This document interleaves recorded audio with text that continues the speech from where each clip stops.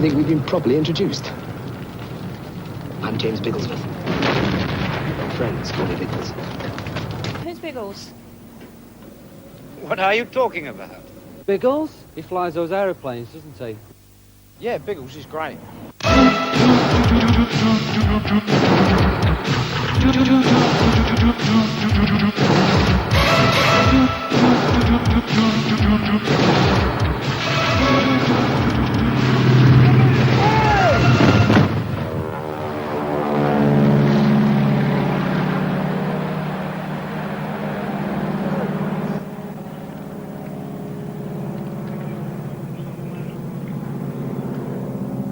Johnny Jordan, that was a knockout, baby.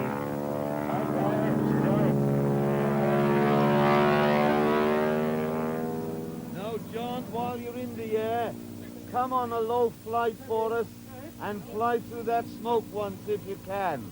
Okay. Put them on the camera and fly through the smoke. That's correct. Okay. Conspiring, turn all cameras.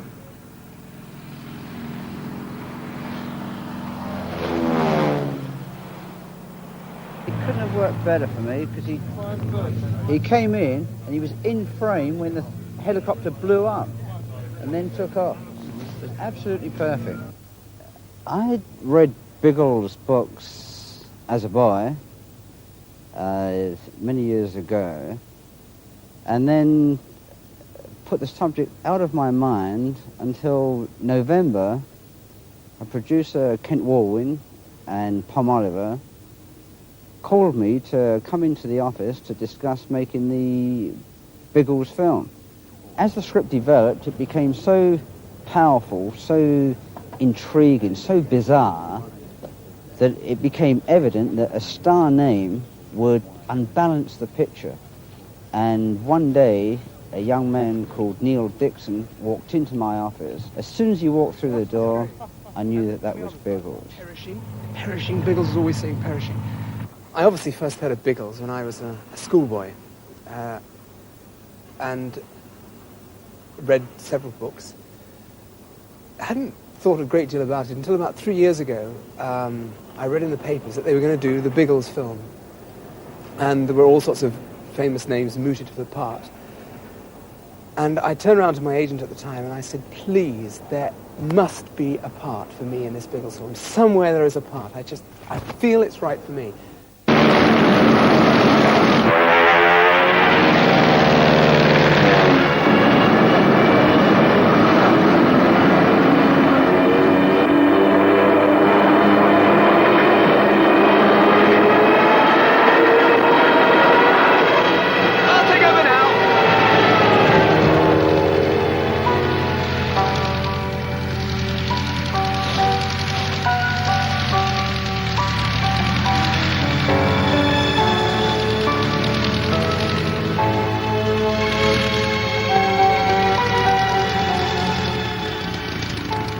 I'd visualised that we would be doing a period drama action piece set in a wartime period. But no, we see the Biggles exploits through the eyes of a young American boy and girl. Put some spring in that step, huh? What do you think? Okay so far. The buyer from National Markets just arrived. Oh, gosh. Is my tie okay? Yes. My hat on? Yeah, you look great. Wish me luck. You're gonna need it. It's maximum fine. The idea was to make it in a modern-day period whereby our hero, not Biggles, our American hero, flashes back into the 1914-18 war. Believe me now, I told you I keep going back to 1917. Can't we go back? Or forward? Biggles really didn't mean too much to me, and most people, I think, in America especially, are pretty much in the dark when it comes to his heroic expertise. But Mr. Ferguson, going back to my character, his whole story is pretty much, he doesn't know anything about Biggles, very little, in fact, about World War I, and suddenly he's thrown into all of this over his head, and so I feel very comfortable because I don't know anything about World War I or Biggles, except I know most people in this country would probably shoot me for that.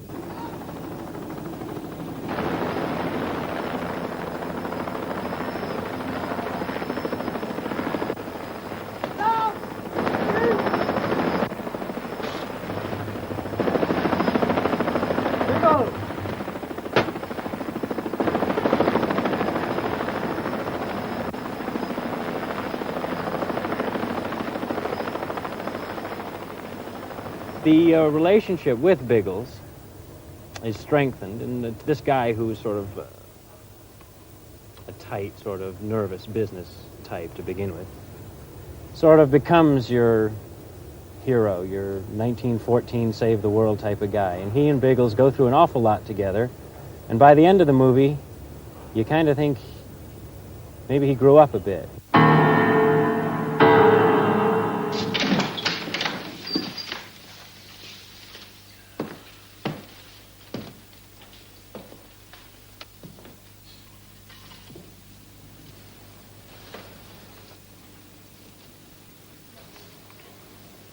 Biggles. Have I met you, sir?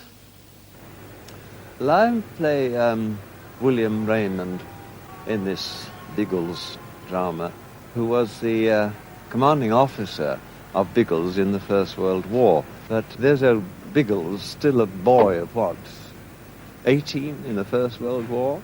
And here am I playing in the script, it says 80. It's very nice.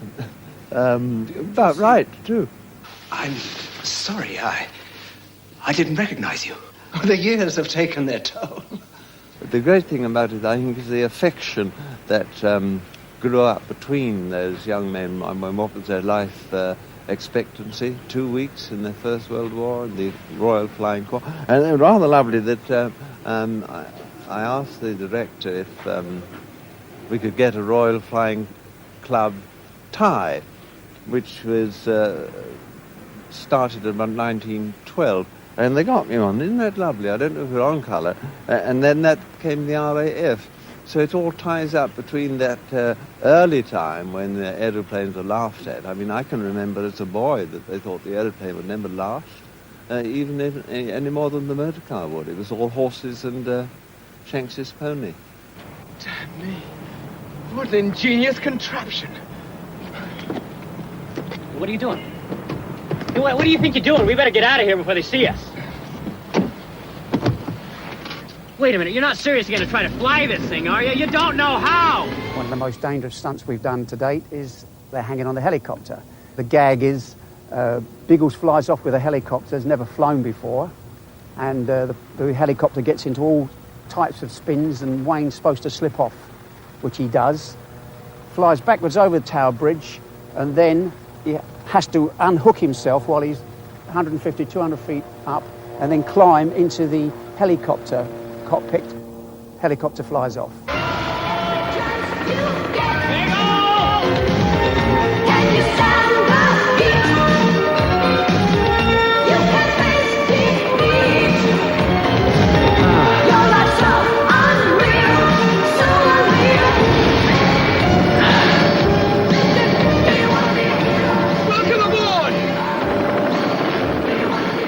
John Huff's given me this brief to go and look at some roofs. He wants some very hairy stuff on this rooftop chase we're doing. Well, we found a roof approximately 100 foot high, and there's another roof 15, 20 feet across where they leap from one roof to the other. The other roof, by the way, is 30 foot down.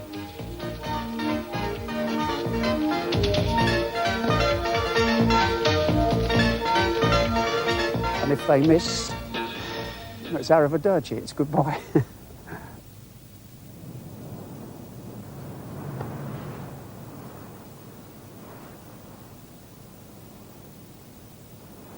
As production designer, one of my tasks on Biggles was creating a World War I battlefield. I say creating a World War I battlefield rather than recreating, because we take the research and get down to the nitty-gritty and know the subject completely, and then do it our own way, because the real way wouldn't necessarily fit in with what we need to film. Having looked at lots of moors and desolate places all around Britain, we eventually found this clay quarry, which is fairly unique. It was used for digging clay for bricks for the London Brick Company. And we took the flatness of it and started digging it around. We just drew a plan out and made a model in clay in the workshops. And then came out here 4 weeks ago with a bit of machinery and a lot of hard work. So this lot was snowed over, and the trenches, which are now sort of filled with people, were filled with snow 2 weeks ago. Now on the day when we shoot, you'll have mini explosions going on around you. Mortars coming in, enemy are firing. Don't worry about this stuff. That's all it is. Vicky props. What are you doing with that cork, though? Well, this is just sort of stuff that's going to give actual shape to the explosion, because when the explosive goes off, it's got something to actually lift. You won't see any shape to it. Just put a soups on a cork and a soups on a cement. And Pluto wants. Well, don't walk away with it yet, because I haven't finished with it. What caused the explosion? I've got 5 rings of Cortex under here and a naphtha burster out the front, which will give us a little puff of red flame, and probably about 20 foot high of cork and cement.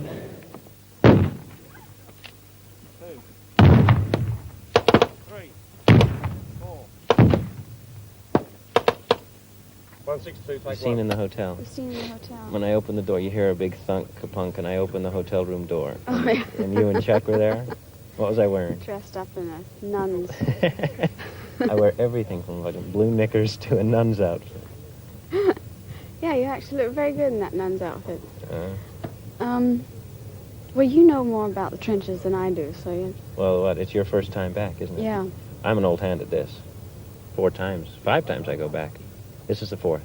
When we fall into the shot here. Right. Boom, boom, we come back from the modern day. And boom, boom, we're back into the middle, I guess, of a huge battle. This is the first time you go back and you're totally baffled and amazed and shocked by the whole situation. Okay? Okay. One of the super on To say the least. 2.5. Edward, 4, take 1. A camera. BNC camera.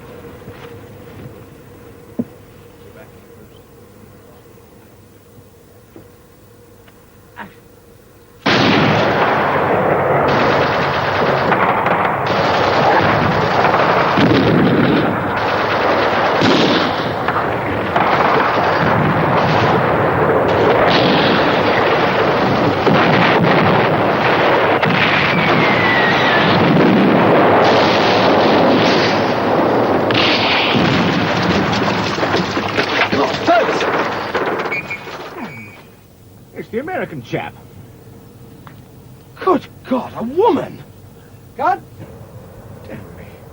It's the American chap. Good God, a woman! Good God, a woman! Good God, a woman! Captain Bigglesworth, this is Debbie Stevens, a nurse. It's not quite what I expected. It's a little colder than what I'm used to. But then again, I suppose being covered in mud and wet doesn't help. You know, it's not exactly the glamorous way to be.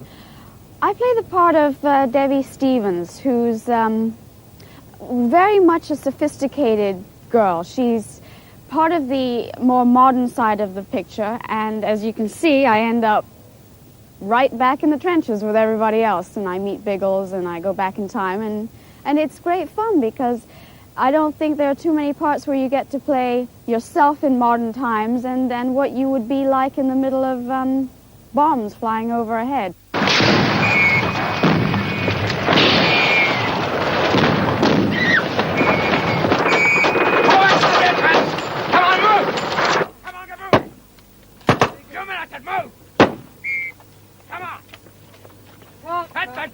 Hold it! Hold it! Hold it! Well, it's another sticky situation you've caught Biggles and his 3 intrepid chums in. I want to introduce the faces behind the names. First of all, a distant cousin of mine, Algernon Lacey. Next to him is Lord Bertie Lissy, soon to make his maiden speech in the House of Lords. And lastly, but not least, is Ginger Hebblethwaite, our young protégé.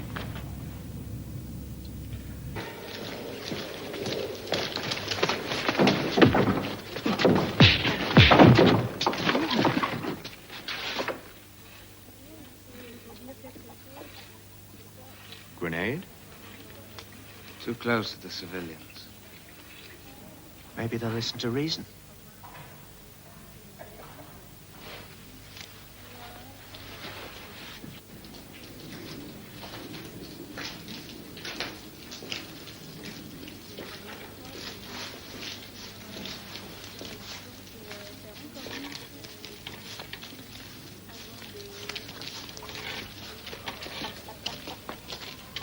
I say, what do you chaps consider surrendering? I'm the classic upper-class moneyed playboy, really, who thinks all this is a bit of a romp, but is actually jolly brave when it comes down to it. I suppose Ginger just wants to be everything and go everywhere that Biggles does, and do everything that, and be a hero like Biggles.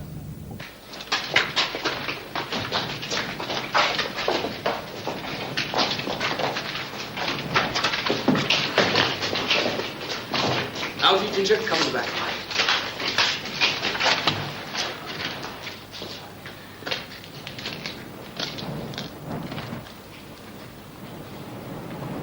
Looks like this town was nuked. Newt! I thought you said we were in 1917. Nuked? What's that? It's American slang word. It means to overreact. And how do you think the film will go down in the States? I think it'll go down rather well.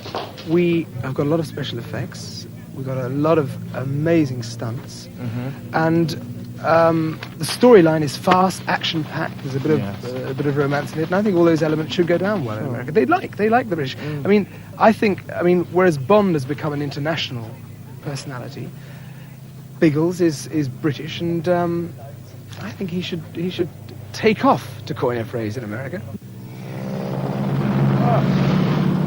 That's my arch rival, von Starline. Aha! Whizzing overhead. Aha! What is he like in this film? Excellent, excellent.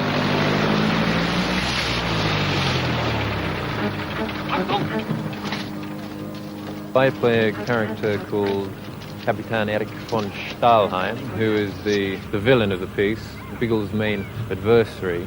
Now, research for this was based loosely on the character of Baron von Richthofen, who was initially started life as a cavalry officer, then graduated into the Flying Corps. And there's similarities to be drawn between his character and mine, von Stahlheim's. As regards the relationship between Biggles and myself, being his main adversary in the air, his German counterpart, there's quite a few parallels to be drawn. The main difference, I think, being at the end of the day, I'm not quite such a gentleman as he is.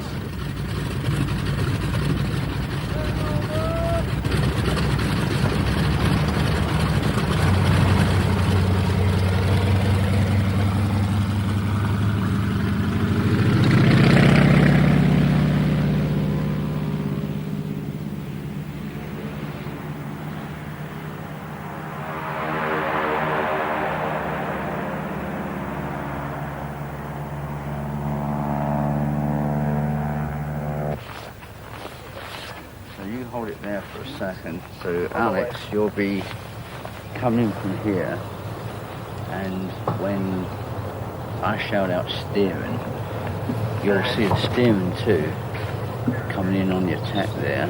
When Neil says hit the deck, just run yourself forward and hit the deck to protect yourself from the bullet. Somewhere around about there. So it's a run, I'll shout steerman, stops you in your tracks for a moment. Biggles can shout, "Get down," and you'll all hit the deck. Marine!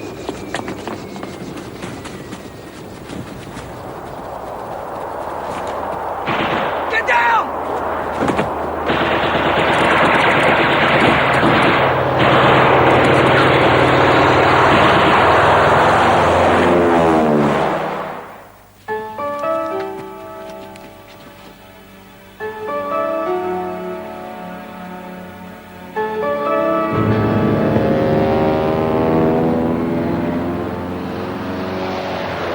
We've gone everywhere from 4 feet of mud to a nice spring summer day in a beautiful home. So somewhere in between there. It's all been fun. It's all been hard work and great crews. And one thing about working with an English film crew is, you know that they're doing a good job. And they're so polite about it, too. We've been making Biggles in one of the coldest winters on record. And I think it's probably a tribute to the British crews and actors to have survived so long. We had to actually shoot the film in the most inclement time of year, which is in the beginning of January. Everybody has the feeling that they want to be a hero, and Biggles is one of those men who is an enormous hero who we'd all like to copy. So I think that he did help us dramatically as far as getting locations such as the Tower Bridge and filming in the city, which has always been a difficult place to film in.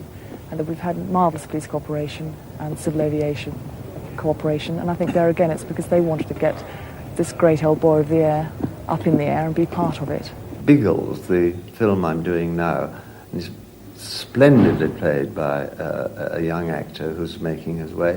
And I think it's wonderful because it's, again, a family film, such as Star Wars was, where you could take your grandmother to see, and she might not understand it, but she will not be offended by one word or one scene. And I think this is the great thing that one needs today. Biggles has been a long time coming to the screen, and I think he's here at last, and there's a whole new character about to slip into a whole new generation of children.